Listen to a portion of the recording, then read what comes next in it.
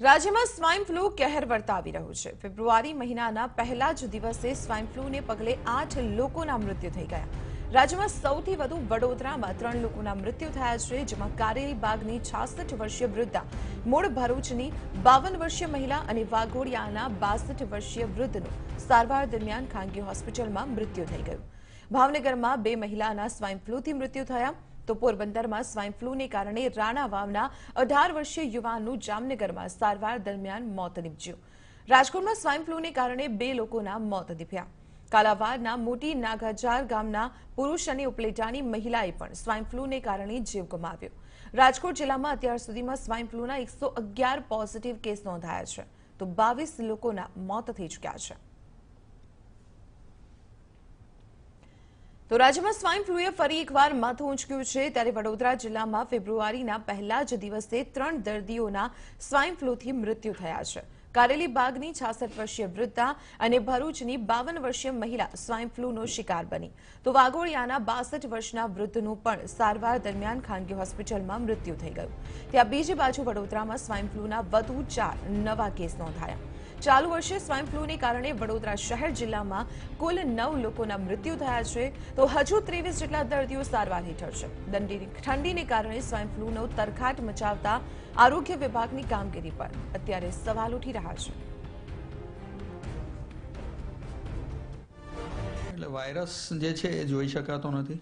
આમાં સાવચેતી સિવાય બીજું કોઈ જ આમાં ઉપાય નથી અને આરોગ્ય વિભાગ તમામ તૈયારી સાથે બેઠું છે। દરેક જગ્યાએ પ્રચાર પ્રસારને જે કંઈ કરવાનું છે એ બધું કરે છે। અમારી ટીમ રોજે રોજ સર્વે કરે છે અને લોકોની જાગૃતતા વધારે છે। સમગ્ર રાજ્યમાં સ્વાઇનનું સંકટ તોડાઈ રહ્યું છે, ત્યારે વડોદરા શહેરમાં ફેબ્રુઆરી મહિનાના પહેલા જ દિવસે 3 દર્દીઓના સ્વાઇન ફ્લૂના કારણે મોત થયા છે। જો કે ચાલુ વર્ષની વાત કરવામાં આવે તો વર્ષ 2019માં સ્વાઇન ફ્લૂના કારણે 7 દર્દીઓના મોત થઈ ગયા છે। આરોગ્ય તંત્ર દ્વારા ભલે એવા દાવા કરવામાં આવતા હોય છે કે તમામ બાબતે આરોગ્ય તંત્ર સજ્જ છે, પરંતુ જે રીતના દર્દીઓના મોત થઈ રહ્યા છે ત્યારે નબળી કામગીરી આરોગ્ય વિભાગની સામે આવી રહી છે। ત્યારે જોવાનું હવે એવું રહ્યું કે સ્વાઇનના સંકટને રોકવા માટે આરોગ્ય વિભાગ શું કાર્યવાહી કરે છે। કેમેરામેન નિકિત સોની સાથે અભિષેક પંચાલ, TV9 વડોદરા। રાજ્યભરમાં સ્વાઇન ફ્લૂ તેનો કહેર વર્તાવી રહ્યો છે, ત્યારે રાજકોટમાં સ્વાઇન ફ્લૂને કારણે 2 લોકોના મૃત્યુ થયા છે। કાલાવાડના મોટી નાગાજાર ગામના પુરુષનું સારવાર દરમિયાન મૃત્યુ થયું તો ઉપલેટાની મહિલાએ પણ સ્વાઇન ફ્લૂને કારણે પોતાનો જીવ ગુમાવ્યો છે। રાજકોટ જિલ્લામાં અત્યાર સુધીમાં સ્વાઇન ફ્લૂના 111 પોઝિટિવ કેસ નોંધાઈ ચૂક્યા છે તો 22 લોકોના મૃત્યુ પણ થઈ ચૂક્યા છે।